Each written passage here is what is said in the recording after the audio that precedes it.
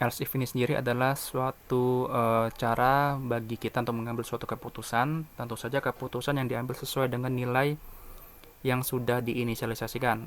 Baik nilai itu sudah kita berikan sebelumnya atau kita membiarkan user untuk memberikan nilai itu. Dan nilai itu akan menentukan keputusan apa yang akan kita ambil. Oke, di sini saya sudah membuat contohnya, saya sudah tuliskan supaya waktu kita tidak terlalu lama. Di sini saya akan mengambil keputusan olahraga apa yang akan saya lakukan, semua tergantung dari suhu di luar ruangan. Saya membiarkan user untuk menuliskan berapa suhunya, lalu saya akan memberikan pilihan. Jika suhunya tertentu, saya akan mengambil keputusan tertentu. Oke, di sini saya sudah membuat instance variabel yaitu integer suhu.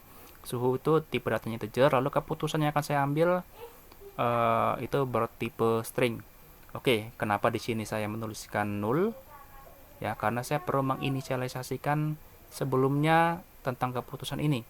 Karena keputusan yang akan saya ambil itu tergantung dari if statement kita. Oke. Jadi di sini saya membiarkan user untuk mengambil keputusan, maksud saya memberikan nilai untuk variabel kita. Oke, di sini saya membuat scanner input data, new scanner seperti biasa. Lalu saya tanya berapakah suhu yang ada di luar ruangan. Lalu suhu sama input data.nextIn, ini sudah jelas. Lalu berapapun nilai yang diberikan untuk menginisialisasi suhu ini di sini ya. Berapapun nilai yang diberikan di sini, ini akan kita olah. Oke.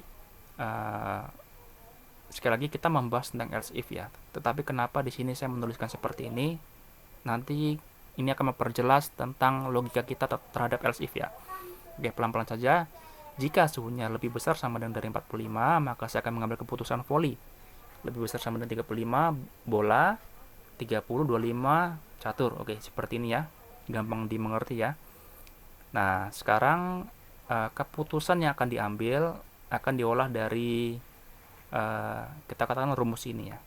Lalu saya akan katakan keputusan yang akan saya ambil adalah keputusan ini. Tentu saja ini semua tergantung dari sini. Ya. Dan ini sendiri tergantung dari ini. Ya, ini nih. Tergantung dari ini. Ya. Oke. Kita akan coba.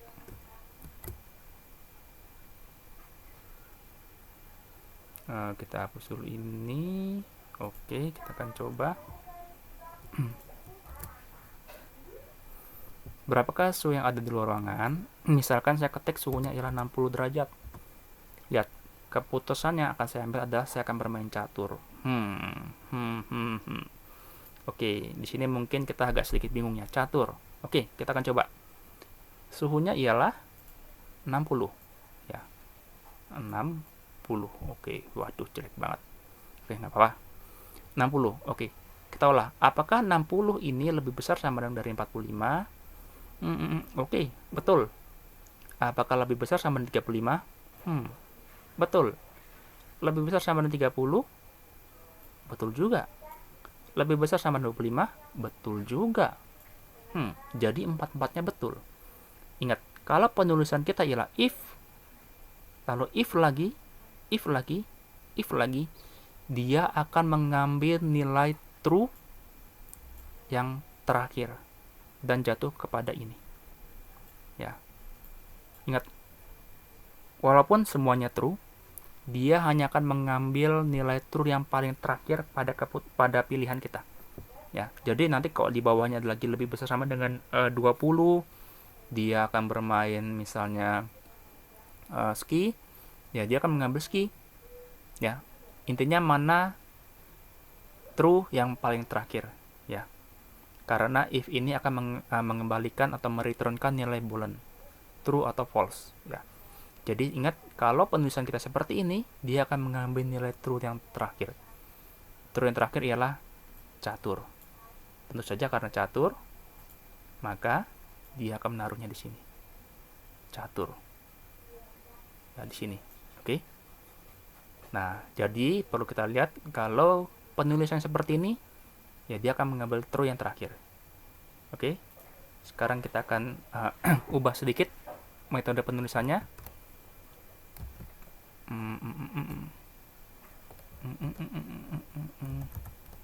Oke, kita akan coba mengubah dengan metode seperti ini. Sudah saya tulis.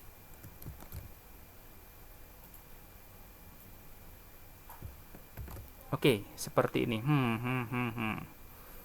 If suhu sama dengan lebih besar dari 45, keputusannya ialah volley. Lalu di sampingnya saya buat lagi anak cabangnya. Tetapi jika dia lebih besar dari 35, ialah bola. Anak cabangnya lagi. Tetapi jika lebih besar sama dengan 30, berenang. Dicabangkan lagi. Tetapi lagi jika lebih besar sama dengan 25, ialah catur. Jadi ini jika if suhu lebih besar sama dari 45, keputusnya volley. Tetapi jika lebih besar sama dengan 35, bola. Tetapi dan tetapi lagi, kalau lebih besar dari 30, berenang. Tetapi dan tetapi lagi. Kalau lebih besar dari 25, sama dengan catur. Nah, sekarang kita akan coba. Ya. Misalnya suhu yang saya berikan ialah 60. Lihat, dia volley. Volley. Kok bisa volley ya? Oke, kita akan coba olah. 60. Jika suhu lebih besar dari 45, ini true gak? True. Ini true gak? True. True. True. Semuanya true. Tadi ketika kita menuliskan if saja, semua sejajar, ya tanpa anak percabangan, dia akan mengambil nilai true yang terakhir. Tetapi kalau kita cabangkan, dicabangkan lagi, dari cabang ada, dicabangkan lebih lagi. Dia akan mengambil true yang pertama. Ketika dia sampai pada true yang pertama, dia tidak akan lagi melanjutkan atau mengecek kode selanjutnya. Jadi dia akan mengambil keputusan ini. Ini kalau kita memakai prinsip percabangan, ya. Ini percabangan ini. Ini cabangnya ini. Tapi cabangnya punya cabang lagi ini. Cabangnya ini punya cabangnya lagi ini.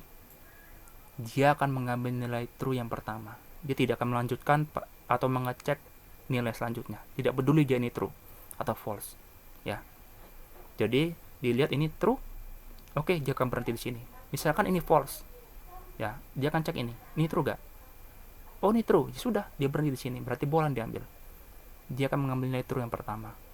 Inilah kalau kita memakai else if percabangan, ya. Tetapi sebenarnya kalau kita lihat penulisan seperti ini kurang mantap, ya, kurang elok, ya. Karena kenapa?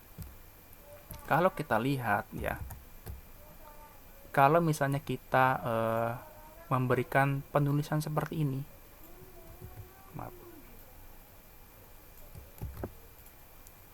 oke, seperti ini saja, semuanya sama rata, tidak ada percabangan. Tetapi saya menuliskan if di sini, lalu di bawahnya saya menuliskan else if, ini di bawahnya lagi else if lagi. Ini tidak percabangannya.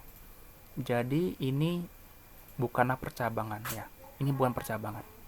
Ini sejajar, ya. Oke, kita akan coba. Misalkan saya mengambil nilai yang sama, yaitu suhunya ialah 60 derajat. Kita lihat yang diambil ialah volley. Kalau kita menuliskan else if sejajar, tidak percabangan, dia akan mengambil nilai true yang pertama. Sama ketika kita menuliskan else if dengan nilai percabangan, ya. Tetapi lebih bagus penulisannya seperti ini. Semuanya sama, ya.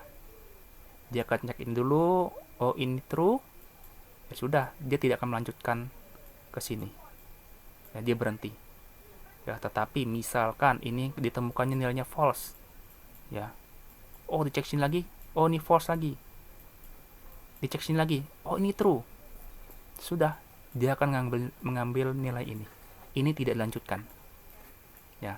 Ingat, else if nya sama, bukan percabangan, ya. Jadi ada lebih dari satu pilihan. Jika pilihan ini tidak sesuai, dia akan memberikan pilihan yang lain lagi. Jika ini tidak sesuai, dia akan memberikan pilihan lain lagi. Jika ini sesuai, sudah, dia tidak akan melihat pilihan yang lain, ya. Jadi alangkah lebih tepatnya kalau penulisannya seperti ini, ya, seperti ini bagus, ya. Baru dia akan mengambil volley. Keputusannya ialah volley, inisialisasinya adalah volley.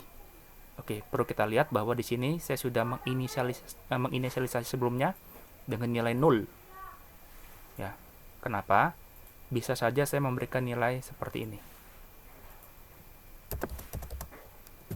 Maaf.